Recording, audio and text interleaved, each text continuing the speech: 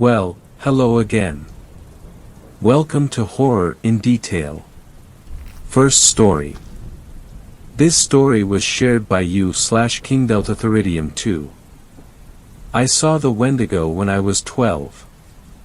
I was about 12 years old when I saw a creature I never expected to be biologically possible. Before I start recalling this horrifying memory, I have to explain what I think I saw, by telling a description of something really similar to it. The Wendigo is a creature from Native American folklore, usually resembling either a human with pointed teeth and dried blood covering its body or a humanoid animal-like spirit with a deer skull-like head. It feeds on humans, due to it being a cannibal spirit. In 1659, there were reports of a humanoid creature, with a skull-like head, killing some of the people who originally founded America in the city of what is now New York. It eventually left, and what remained was an absolute bloodbath. The town I live in refuses to talk about this occurrence, and most have forgotten about it, but not me. Anyway, I'll get on with the story. I was walking home with my parents after a long day at the zoo.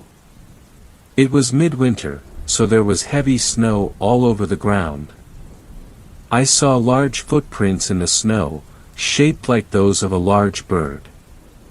The only difference was, the left toe was lifted off of the ground. I pointed this out to my parents, but they said it was probably just someone in a dinosaur costume having a prank.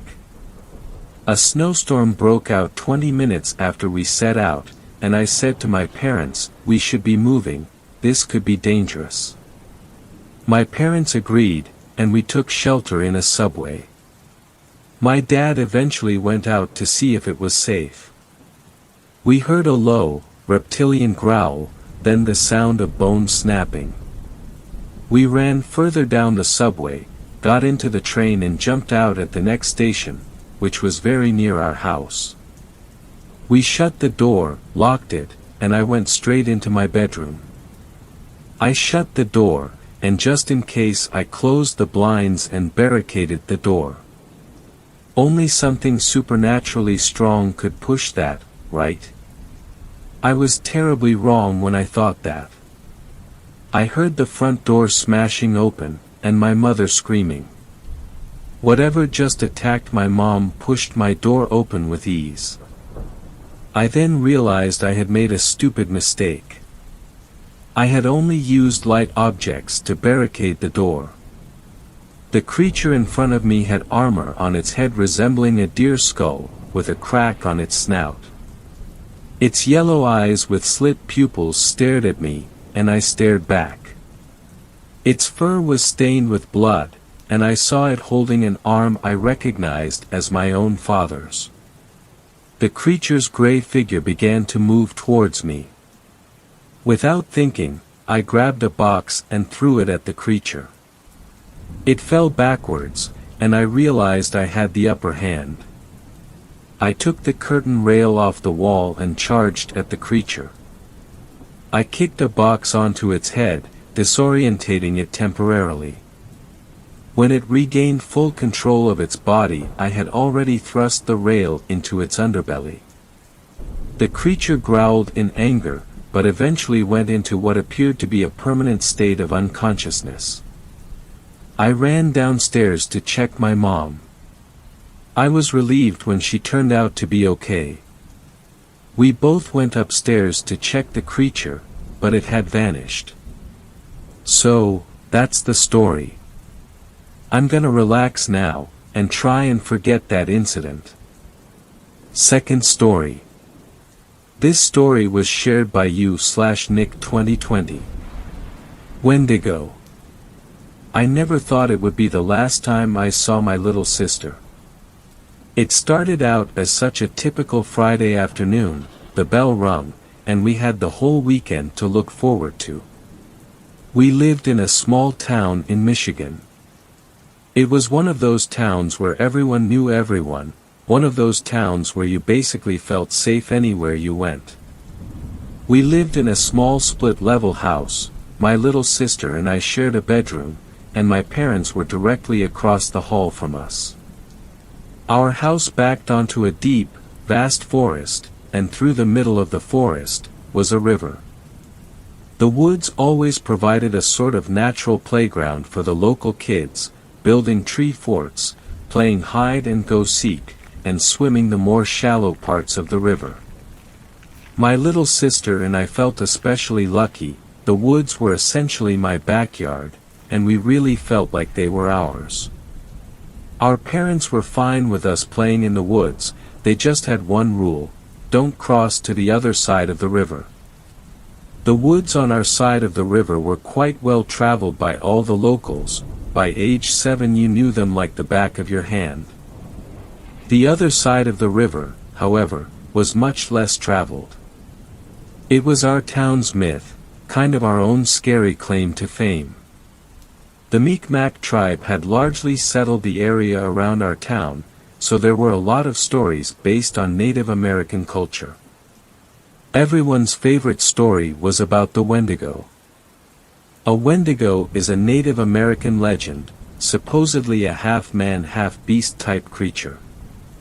The rumor is that during a harsh Michigan winter, a member of the Mi'kmaq tribe and his hunting partner got caught during a blizzard. The tribe member's partner died, and with no food, the tribe member was forced to eat him.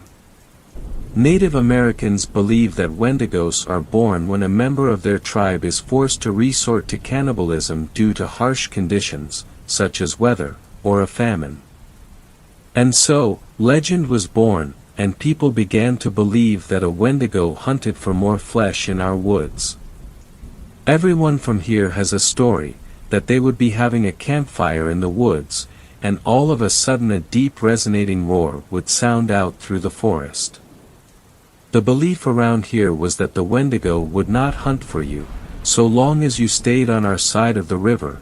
The rest of the woods beyond the river belonged to him.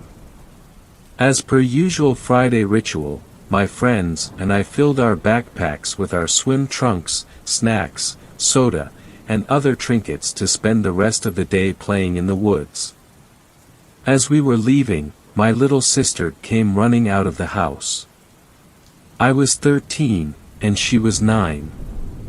She was begging me to come spend a day in the woods with my friends and I. Normally, I would say no, but it was such a beautiful day, and she really was not much of a hassle to have along, so I said yes. There were 4 of us, including my little sister and I. It was 3 in the afternoon, at the beginning of June, so we knew we would have daylight for quite a while. Off we went into the woods, taking the same trail that we took every time. The trail led us straight to the river, where we would set up a little camp, and spend the rest of the day playing and swimming. A few hours rolled by, and we were pretty tired. There was not much left to do, so I suggested that we pack up and head home. Now, 13 can be quite a rebellious age, the age where you start to disobey your parents, maybe act out in school here and there, try a cigarette, you know, pretty typical teenage behavior. "Let's cross to the other side of the river," one of my friends exclaimed. In my head, I knew this was a terrible idea. Growing up here, you barely have any rules to follow.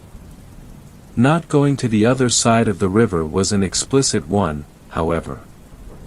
"Yeah. I've always wanted to do that," my other friend said in agreement. In my head I knew this was a bad idea, but I also did not want to seem like a chicken in front of my friends. "Well. Okay," I said cautiously. My little sister looked at me, her big blue eyes were full of fear. I reassured her, telling her that nothing bad would happen. And so, we began to walk to the point in the river where it was shallow enough to walk across. We arrived, and I will be honest, the other side of the river looked like an entirely different world. It was darker, it honestly just had this entire unfriendly vibe to it. I brushed it off that it was all in my head. It was about 7:30 p.m., and the sun was beginning to set in the sky, though we still had plenty of daylight. We walked across the river. It was about ankle deep at this point, and the water was frigid here, a lot colder than it was where we were swimming. I put my foot down on the other side of the river. For the first time in my entire life, I had done what so many people who grew up here feared to do. Just standing there felt uneasy. It really felt like we did not belong there, but at the same time there was that feeling of adrenaline pumping through my body, and it carried me as we began walking deeper into the woods. My little sister was attached to my hip. I felt bad. She truly had no interest in being here, but also wanted to appear brave in front of my friends. As we got deeper into the woods, the feeling of dread increased. The weird part is, it was not what I could hear. It's what I could not hear. There was not a sound. Not a cricket, not a bird, not even the river. It was silent, deadly silent. The trees seemed so much thicker in this part of the woods, not as much sunlight came through, so it was definitely darker, not just my imagination. Crack we heard in the distance. Everyone gasped. I cannot reiterate enough that it was silent. There was not a single noise coming from anywhere, but then to hear that distinct crack, it made my heart skip a beat. Probably just a deer, there's tons of them in the woods. One of my friends stated. At this point, I wanted to turn back, but for some reason we just kept going. The stories were echoing through my head, about the Wendigo, about how foolish people over the years had dared to cross over to this side of the river, and how they were never seen again. As we continued to explore the uncharted part of the woods, another crack this time came from behind us. That one really startled everyone. We had all decided that it was time to head back. It was really starting to get dark. There was just one problem. This side of the woods was unfamiliar to us, and we were lost. My little sister began to cry upon realizing this, and while I was doing my best to settle her down, she was really scared, and I have to admit that I was too. The minimal light that was previously coming down from between the thick trees was now beginning to fade as the sun began to set. The darkness was becoming even darker, and we had not even thought to bring flashlights. The thought of Wendigo ran through my head time and time again, each time sending a sickening chill down my spine. We tried everything we could to find our way back to the shallow spot of the river, but it was to no avail. We could not even find the river to begin with. Crack we heard again from behind us. Then a low rumble, a rumble that resonated through the trees. Whoosh! A gust of wind hit us from the side, knocking me back, and knocking my little sister over. The rumble got louder, growing into more of a roar. "It's a bear!" screamed one of my friends. Whoosh! Another gust of wind hit us, this time from behind. Crack! Whoosh! This time it hit us in the front, knocking all of us over. "Run!" I bellowed, and we all ran, leaving our backpacks behind. I had my little sister's hand in mine, essentially dragging her through the dirt and leaves on the ground of the forest. I could definitely hear something running. Fast footsteps. They would be behind us, then beside us, then gone. "It's the river!" screamed one of my friends. We all stopped as we approached the river's edge. It was too dark to tell if it was shallow or deep at this point. The roar returned, this time coming from behind us, and it was close. "We have to jump in," I said. "No!" my two friends and my little sister screamed simultaneously. Fast footsteps approached, a low growl, and multiple cracks as the predator approached us. Now! I screamed, and in we jumped. The last thing I heard before my head sunk under the water was a roar. Inhuman, and nothing like an animal could produce. I knew what had just chased us, and I know how good of a hunter it is. My question to myself was, why, and how are we still alive? The water was pitch black, and it was deep. We were all strong swimmers, and managed to find our way to the other side of the river, our side of the river. Even in the dark, we were able to navigate this side of the river, and find our way back to the trail that led to my house. The whole walk back all I could think about how was if Wendigo wanted us dead, we would be dead. Every legend about it speaks about how it is the best hunter, and how once it tracks you, you are dead. We arrived back at my house to some very angry parents, scolding us. We all explained how we had just lost track of time, having too much fun playing in the woods. They bought all of our explanations. No way were we going to mention the fact that we went exactly where we had been told not to go our entire lives. I prepared myself for bed, and went to lie down in my bed. It was hot this time of year, so my window was open. It was letting in a gentle breeze that felt quite nice, so I decided to just leave it open. As I lie there, I hear the sound of the quick footsteps again, accompanied by the low rumbling. My palms began to sweat, my heart dropped into my stomach. Had Wendigo tracked us back to our house? As slowly as possible, I turned the lever and closed my window, doing my best not to make a sound. My little sister was asleep on the bed parallel to mine, and I did not want her to hear any of this. I shut the window, and flipped the latch to lock it. My parents were asleep, my little sister was asleep, I was the only one awake for this.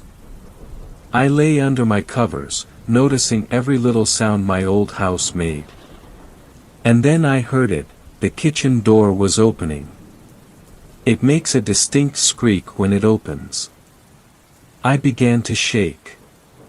Wendigo had come. I could hear it moving about our basement, knocking a glass over, opening cupboards. The sound of fast footsteps below me. The fast footsteps became louder as Wendigo made its way up our staircase, and to my bedroom door. The knob turned, and Wendigo was inside my bedroom. I shook violently, my hands clammy, my stomach sick.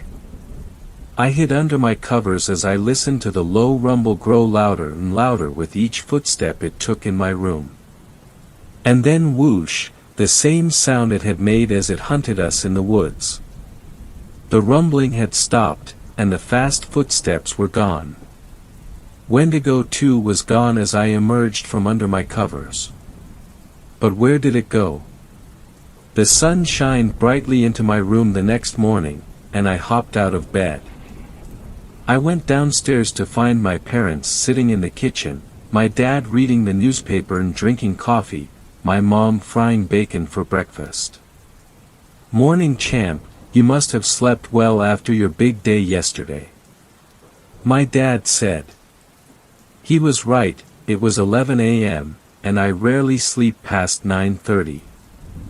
"The same for your sister," my mom said.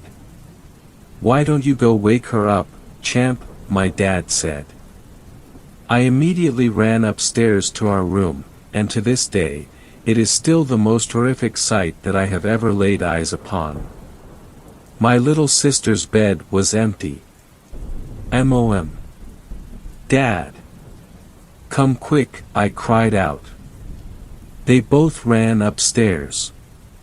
"Oh my God. Where is she?" my mom said. She was already beginning to cry. We looked everywhere, she was not in the house. My parents looked outside, and within an hour, a search party had formed. They searched the woods top to bottom, but she was nowhere to be found. My parents believed that she had wandered off to the woods in the morning, fell in the lake, and drowned. But I knew why they could not find her. I knew why they would never find her. They were looking in the wrong side of the woods. Third story. This story was shared by you/Foxiana123. A Wendigo is watching me. Recently, a few months ago, I moved into a new house in the mountains. It's almost always cold and I'm surrounded by woods, but I like it as it's easier to do my job in isolation, with little distractions. I sell paintings and am paid a small monthly check to write poems for a magazine that is both online and physical. The new surroundings have given me all sorts of inspiration both for writing and painting. The strange occurrences started about a week into me living here. More and more frequently I'd find dead animals nearby. Not really gored or anything. Just dead. Rabbits, birds, and the occasional fox. It freaked me out, but I just assumed a predator of sorts was showing off because they felt threatened by me. I decided to always carry around a gun and a taser, just to be safe. I also decided to call an expert of the mountains and asked him to visit. When he came he seemed worried. Now this man was a fairly old Native American who had lived on these mountains for about his whole life, so this concerned me, knowing he knew just about everything on this mountain. He sat me down and told me a tale of a dark creature, born of hunger and cold, a Wendigo. I was skeptical. This was a creature of fiction, at least, I thought it was. He left with a stern warning to never stray too far from home without good reason, and never follow the voices of the forest, as it may be a Wendigo luring me to their feeding grounds. I spent the next few days watching the woods closely. Maybe if I got a glimpse of whatever was in the woods my mind could be put at ease. At first I saw nothing, then I saw swift movement among the underbrush and trees. It wasn't until around the fifth day of watching, I saw something clearly, something standing upright, with deer-like legs, staring at me with pale eyes. I quickly went inside, suddenly feeling chilled to the bone. It took a bit and some self-pumping before I could go back outside to do my painting and wood watching. I found myself putting what I could see of the creature in my paintings, but I could never catch the coldness of its eyes quite right. It fascinated and terrified me greatly, but I couldn't stop. The creature got braver, showing a bit more as time passed. I could now confirm it had a large set of antlers and its front limbs were not hooves like its back legs but claws. It watched me almost as curiously as I watched it. I knew then that it was likely a Wendigo, one that decided to watch me, although I didn't dare attempt to approach it, knowing its curious nature might be as deceiving as a wolf's smile. Although I never verbally called it this name, I subconsciously named it Branch. It seemed suiting. He started, or I think it was him, pushing over items on my porch, like empty paint pots and small decorations, going back to the tree line by the time I come outside. It didn't really bother me as nothing got damaged, kind of reminded me of a cat actually. I began speaking to it, not expecting responses. While I painted I would just ramble out loud, knowing he was just at the trees. I don't know if he listened, but I think he did, as his ears would face towards me the whole time, those long slightly disproportionate ears. One day he appeared with scars, a few still bleeding. This concerned me but I couldn't get close to him. He was an injured animal and would even more likely attack me if I got close. After a few days they healed to pale marks on his skin. This happened a few times but I learned to ignore it. This routine went on for a good while. I watched him, he watched me, but we kept our distance, but that changed yesterday. He approached me, and I didn't even notice till I saw his shadow. I looked up and saw shaggy black fur that smelled like rotting meat. I could see his cold empty eyes so clearly now, they were genuinely curious, but hungry. I didn't move, I froze up, I didn't even shiver. After what seemed like an eternity, he turned and headed towards the trees. I didn't dare move until he disappeared among the trees. I went inside and called the man that warned me of them.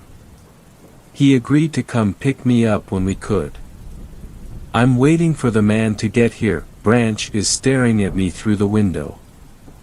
Excuse me for the wait, I couldn't find much time to write after I posted. A few hours after the man pulled in the front, which unlucky for me, was where Branch was. I got the meat chop I had pulled out earlier and stepped outside. Branch was staring through the window.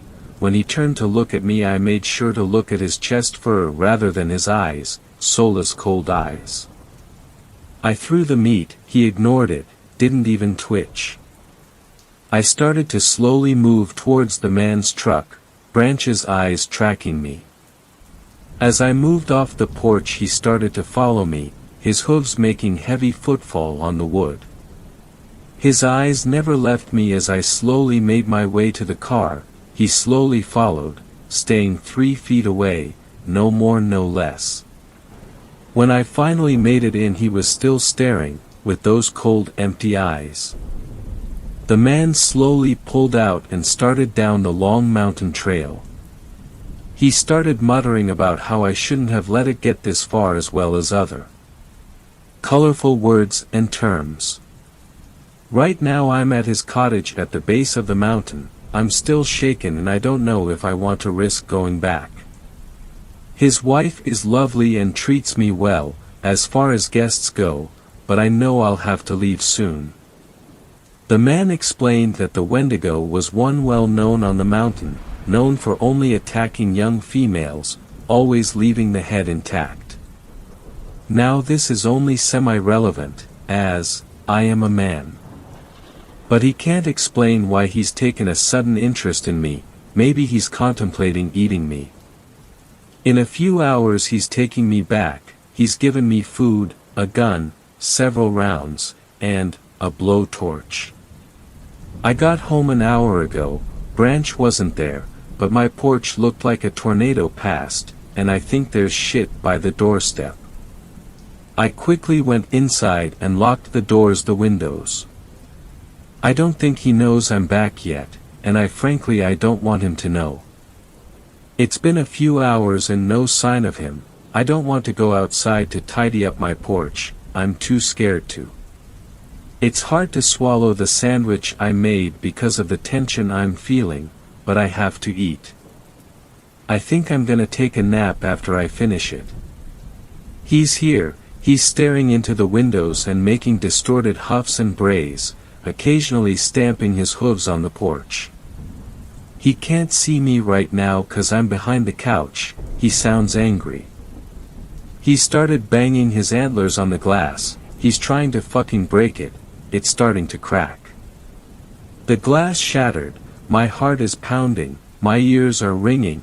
I can smell the rotten meat he reeks of.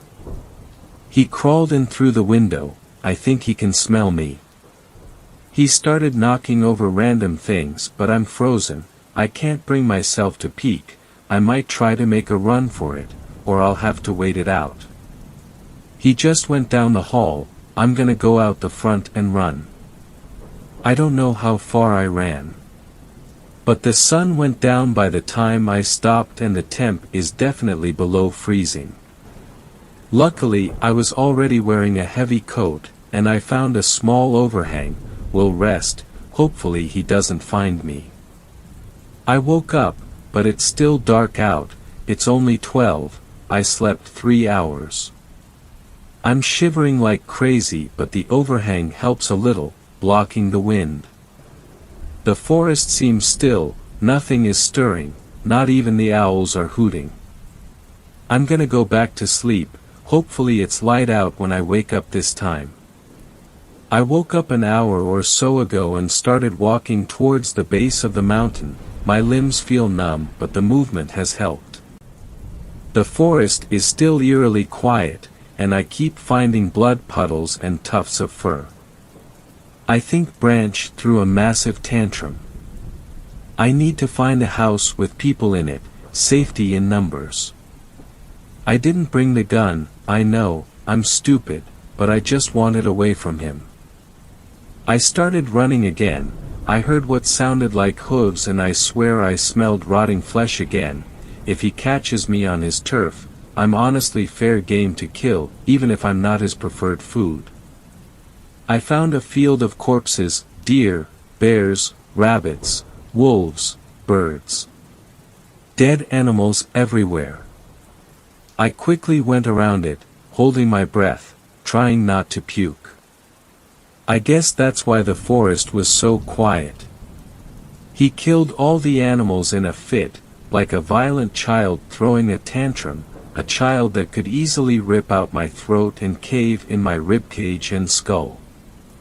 I'm seriously hoping he isn't following me. I can see houses. I think I found one of those retreats for monks or whatever who take vows of silence.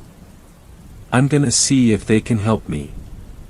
So, good news, they happily let me into a living area where I could warm up and provided food and a warm drink. I think it's just milk. They contacted someone and wrote me a note saying that someone would be coming for me to take me off the mountain. A few decided to be curious, so I explained what happened.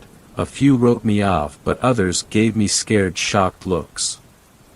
They've taken me to bedroom and communicated that I can sleep until the person coming to get me actually gets here.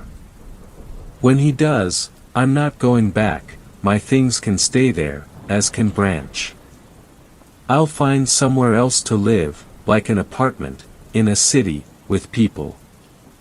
I was able to sleep a few hours before the guy came. I told him to just take me to the nearest town. I'm outside a motel right now, slowly making calls and arrangements. I'm never going back to that place, with that thing. Ever. Fourth story. This story was shared by you/Saint_Circa. I know why so many people go missing from national parks. I don't know why I went to Mount Rainier. I mean, I know what I went to Mount Rainier for, but to this day I don't really know why I felt so compelled to go. I've always been obsessively curious. I think that's probably the best way to describe it. I get these fascinations for things out of seemingly nowhere, and once that fascination lodges itself in my head, it quickly starts to take over every waking aspect of my life, it seems. Thinking about it turns into reading about it. Reading about it turns into researching it as thoroughly as possible. Research leads to investigation, and the rabbit hole of my obsessions just goes and goes, and then as suddenly as this obsession starts, it's gone. Complete and total disinterest, just like that. Ever since I was a kid it's been this way. I kind of compare it to an itch. And ultimately the only way to really stop an itch is to scratch it. Right? I remember laying on my couch on a rainy off day from work and scrolling through YouTube while I waited for the Domino's guy to drop off some buffalo wings when a strange title I'd never heard of came up and caught my eye. Missing 411, Strange and Unexplained Disappearances in America's National Parks. As soon as I clicked on that video, I knew I'd found my newest obsession. The Dyatlov Pass incident I had been researching for months now was gone and out the window. Hindsight's always 20/20ths, as the saying goes. I had no idea that I was about to set an unchangeable course that led me to the horrifying reality I was soon to discover. 3 weeks and probably 100 videos, a handful of ordered books, and an endless scrolling through every forum and internet thread I could get my hands on, and I was still just as enamored with these missing 411s as I'd been when I first clicked on that initial YouTube video. I'd be genuinely surprised if there were a lot of people reading this who didn't know about David Paulides, the missing 411s, and all of confounding mysteriousness that surrounded these matters, but for those who might be out of the loop, I'll do my best to sum it up in few little bullet points for you. Cliff notes or whatever. There have been a disturbingly large number of unexplained disappearances in America's national parks, and by large number I mean 2,000. That's more than everyone in the North Tower on September 11th. 2,000 people just vanishing in the woods with no explanation whatsoever. 2. A lot of these people are never seen/heard from again. That in its own right is insane given the technologies that we have, and the massive searches that are sometimes carried out for these people, but what's even weirder is that the people that are eventually found leave us more questions than answers. Kids go missing and are found miles and miles away from the initial search zone. Way further than even top survival experts are able to walk. People's bodies turn up in super obvious areas that have been searched multiple times by search and rescue teams. Search dogs will have a good obvious trail on the missing person and then just lose it. Sometimes all they find are the person's shoes, sometimes they find the person with no shoes at all, sometimes the bodies look like they've fallen from a great height despite there being no high ground to fall off of, etc. 3. The number of times military units have been deployed to go and search for missing people is eyebrow-raising to say the least. The military is very effective, but they're not search and rescue. They're trained to seek and destroy, not really search and save. 4. The National Park Service gets very, very sketchy when it comes to any kind of further inquiry. This has led a lot of people to believe that they're covering something up. Now, me being the obsessive person that I am, immediately started trying to sleuth around for some kind of conclusion. What was the overall theory? What did people think was going on here? I guess because the speculation can go on forever. The theories go on forever too. Everything from rich megalomaniacs on hunting trips, aliens, Wendigos and skinwalkers, Bigfoot abductions, parallel universes. The list is truly endless. So many different theories, and as wild as some of them might sound at first. It's beyond eerie how quickly they begin to sound more than rational, and even possible with just a little bit of explanation. But as I poured through the seemingly endless accounts and rumors, there was one theory that hit a stronger chord with me than the rest. Feral people. In a nutshell, the theory is that during the Great Depression, maybe even earlier, people took off with their families deep into these wilderness regions to live off the land and get away from the crippling poverty of the cities and towns during that time. Generations of incest and isolation resulted in their ancestors being what we would consider feral, completely hostile, incapable of reasoning that we can comprehend, with a multi-generational knowledge of the land they lived in and how to survive it. Paired with a relatively untouched, government-protected, after all, access to a virtually endless number of resources. Other humans, if the opportunity presented itself, could not only be a decent food opportunity, but they were also food opportunity with extremely valuable tools just ripe for taking. Like cereal with a fucking prize in the box. Can you imagine how valuable a water bottle would be to a caveman? How wildly priceless a fishing pole would look. The National Park Service knows about these feral people, but they also know it'd be a huge risk to go traipsing in the wilderness looking for bloodthirsty cannibals that are more competent and dangerous than even the most apex predators they live with. They also provide an extremely valuable insight for scientists to study all sorts of things about human nature, but from time to time they get a little too close, or they get too bold and give their locations away. The military gets called in to dispose of these tribes in a discreet and efficient manner before more people disappear, and as a result more people take to the woods to find their missing people. For whatever reason this theory made perfect sense to me. Well, almost perfect sense. It checked almost all the boxes. Children and elderly people go missing because they're the easiest to overpower. Hikers who are by themselves go missing because they're by themselves and can be ambushed quicker than a group of hikers could. Hunters go missing because they're far off the beaten path, and they have weapons that are worth the risk. It even explains why bow hunters tend to go missing more than gun hunters. Bows are easier to figure out, and lower maintenance. We already know people go missing without a trace and are never found again. Would it be so wild to say in the same breath that people are never found in the first place for the same reasons? Even most of your Bigfoot sightings in these national parks could be explained with the feral people theory. Imagine what you would look like if you had never had a haircut, if you'd never taken a shower, or clipped your nails, or combed your hair or shaved your beard. Throw a Habsburg jaw or a heavy brow in the mix from years of intrafamilial breeding and you're pretty much the perfect definition of a Sasquatch at that point. But for all the information and cross-examinations that I would read about to seemingly prove this theory, there were admittedly a few glaring loopholes that with a bit more thought would very quickly start to pull the whole idea apart. Humans are truly a scourge on this planet.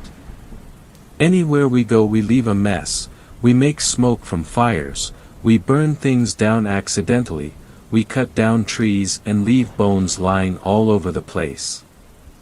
The very steps we take kill the forest floor, leaving huge patches of dirt wherever we stay for more than a few days.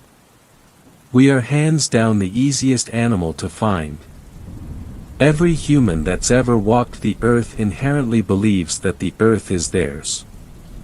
I guess that manifests even in the most unconscious of ways. Not to mention the scientific probabilities, infertility that comes with incest, crippling genetic mutations, etc. For all the positive evidence, I'll be the first to admit there were some serious holes in the theory. So around and around I went with this concept. 4 months. Ruling it in and ruling it out.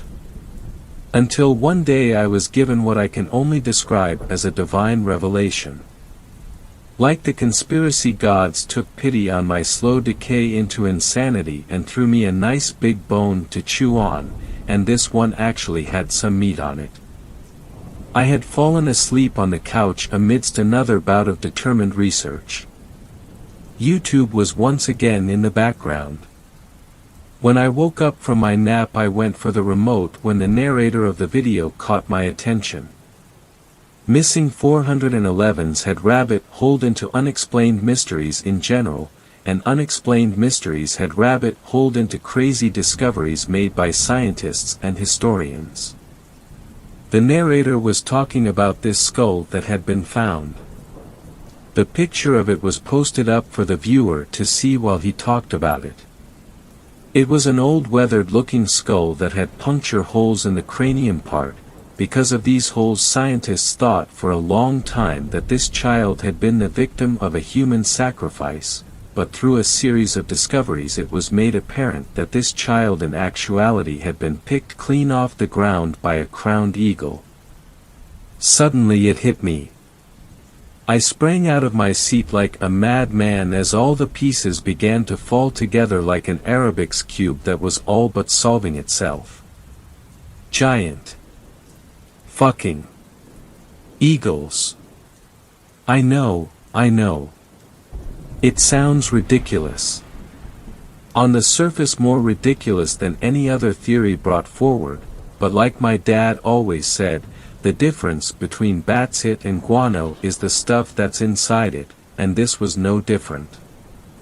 I'm not going to get into every painful detail here, but I do have to point out a few just to show you where I'm coming from here. Eagles eat take out. They swoop in, snatch and kill their food, fly it back, and eat in the nest. This explains why people go missing and are never found again. They're being looked for somewhere on the forest floor, when they've actually been carried up a mountain and dropped in a nest somewhere. This also explains why the people who are found are way further out than they by all rights should be, and why so many seem to have fallen from a great height. The eagle takes someone who's a little too heavy, takes someone who doesn't die right away and squirms a bit too much, gets spooked or startled and needs to fly faster, and they drop their meal. 2. Eagles are ambush predators. They hang out on a perch, and as soon as they see a tasty snack, they swoop and pin it down, kill it, then swoop back with their newly acquired meal to wherever it is they nest at. This explains why so many lone hikers go missing off a trail. Just like a hunter would babysit a game trail for deer, an eagle babysits a footpath for humans, and speaking of deer. 3. An eagle large enough to swoop up with a human would more than likely have a reliable food source of deer, and there are a crap ton of deer. In Yellowstone alone there are over 2,000 mule deer running around, and that's just mule deer, and this is the very reason why hunters go missing. If you're out hunting a deer, then chances are you're wearing scents, and making deer calls. In other words, you are actively trying to convince deer that you are in fact, also a deer, but the same artificial smells and bleats that would attract a nice big 10-point would just as easily be a free food sign for a large bird of prey. 4. This also explains why so many times only aspects of the missing person have been found. Shoes, backpacks, cameras, hiking sticks, bows, etc. Eagles are smart creatures. They probably learned pretty quickly that there's a lot of stuff on these humans that aren't edible. Clothing can be torn through easily enough, but the thicker, more durable stuff gets ripped off and discarded. Like a deer's antlers. The feet are torn off by the ankles and smaller animals eat whatever is left inside. Now, I know if you're reading this, you're probably thinking one glaring thing. Come on Saint_Circa. You'd think someone would notice giant eagles flying around. But they have. That's why the National Park Service gets so shady when people try to investigate further. They are well aware that there are giant eagles living in the hundreds of miles these national parks reach out to sometimes, and considering eagles only hunt in a roughly 15 to 20 mile perimeter around their nests, they know exactly where to find them as well. America's national bird is the bald eagle. It's been that way since 1782. By 1963 there were only 400 nesting pairs of bald eagles in the entire country. Why? Because people shot them out of the sky in droves. Not for their meat, not for their valuable talons or beaks. Researchers say that these eagles were killed mainly to see them up close. That's it. Do you think for half a second there wouldn't be 1,000 hillbillies with birdshot scouring the entire countryside the second it was discovered that there were giant eagles flying around?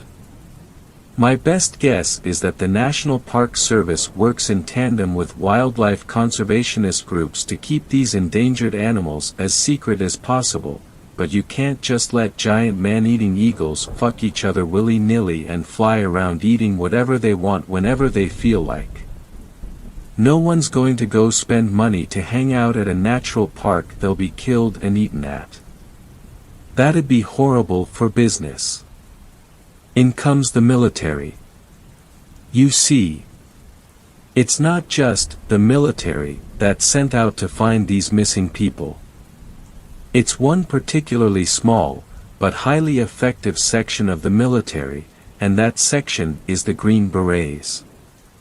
Green Berets have a large set of skills, but two of their main purposes are special reconnaissance and unconventional warfare.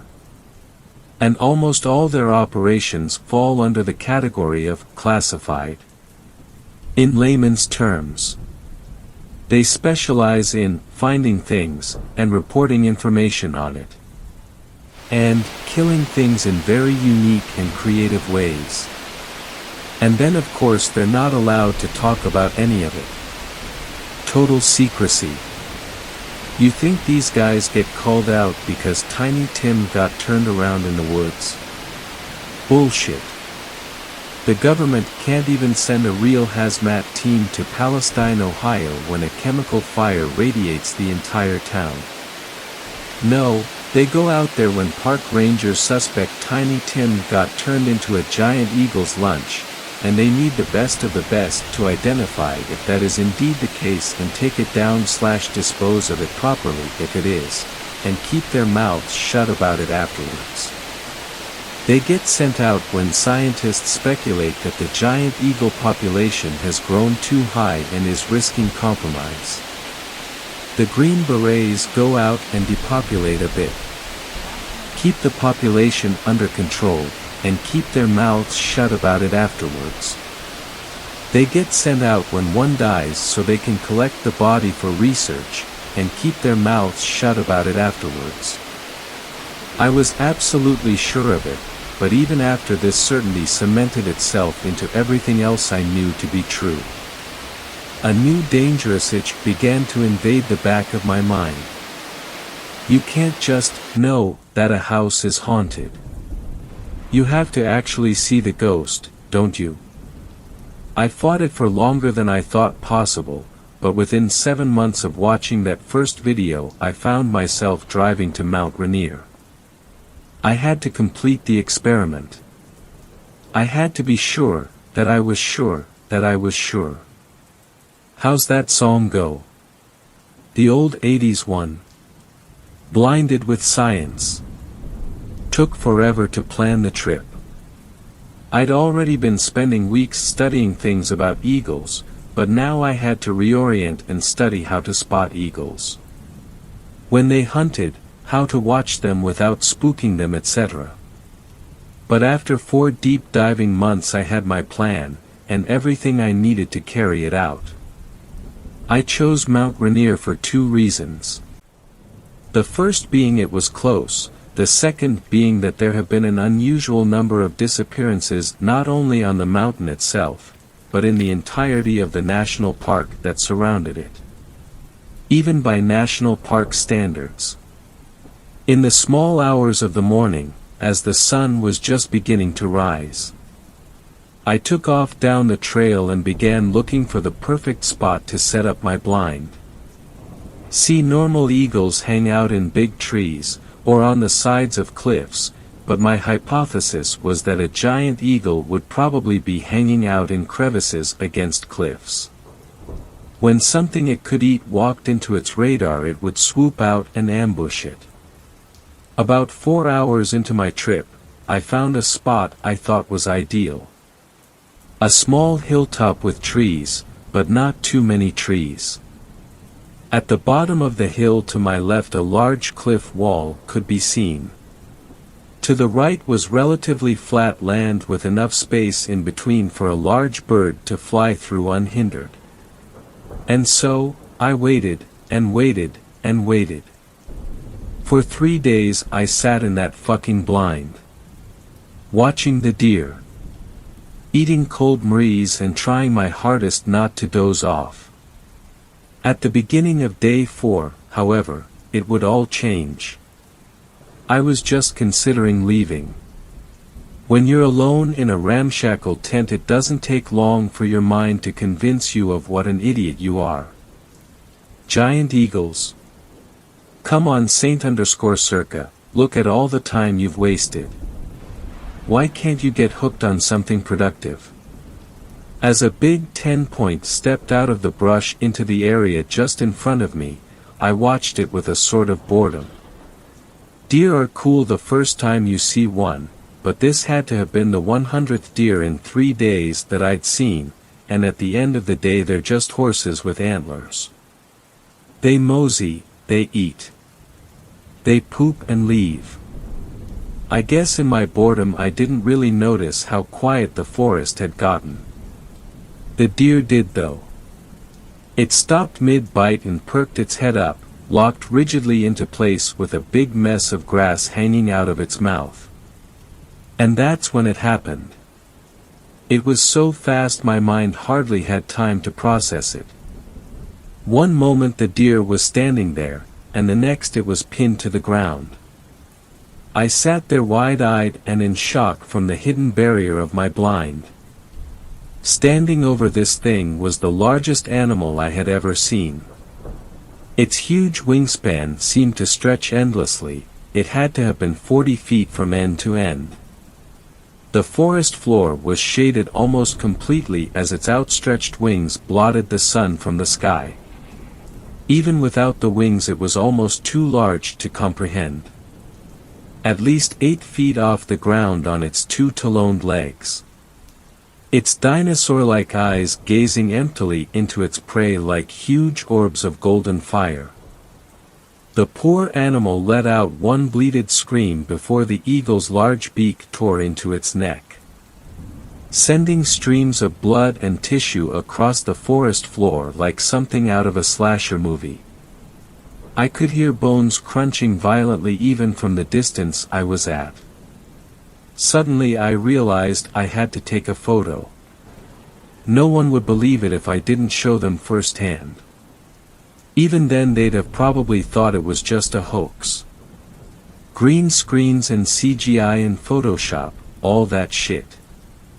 I raised the lens of my camera towards the creature with shaking hands and snapped a shot. Huge mistake. As soon as the camera made that stupid little fluttering sound, the eagle's head snapped instantly in my direction. Its lifeless eyes staring with pure instinct straight through the camouflage of my structure. It saw me. Before I could react, there was a sharp blast of wind. In less than a moment the entire blind was ripped off of its stakes and thrown into the woods around me. As I recovered and looked around, panic-stricken, I could see the horrible thing tearing into the remnants of the plastic structure some 15 or 20 feet in front of me, trying to find me inside of it. With everything I could muster I took off in the direction of my car. I've never ran so fast in my life.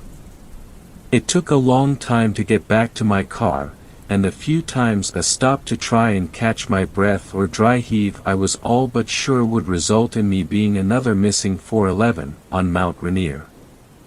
After what felt like days of almost endless running, I made it back to my car. Exhausted and frightened for my life. As I sat in the driver's seat hyperventilating from exhaustion and weeping from fear, I couldn't wrap my mind around what I just witnessed, or how I was still here to think about it. The only thing I could think about was getting the hell as far away from Mount Rainier as possible. As I made the long drive home, and my thoughts began to somewhat return to me, I concluded that the eagle must have gotten itself trapped in the blind just long enough for me to get away. It was either that or the deer it had killed had way more meat than I did, and it was already dead.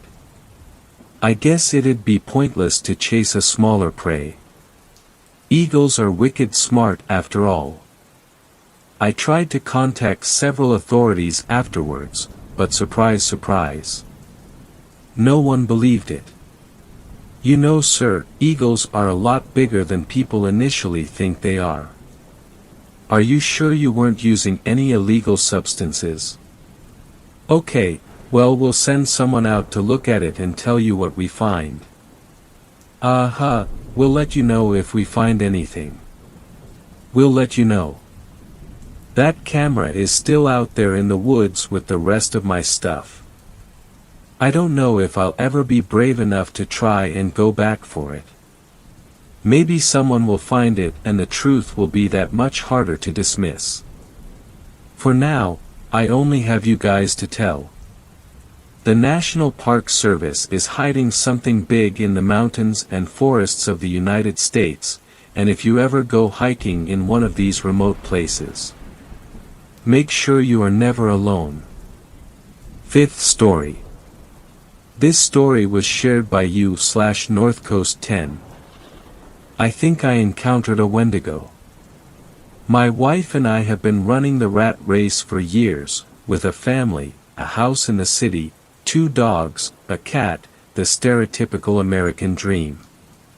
But the city took its toll, the neighborhood got worse, the crime rose, and we found ourselves looking for a way out. Our opportunity came when I was offered a new job out of state. It was a great career move, but we didn't want to move to a new city just to have the same problems again.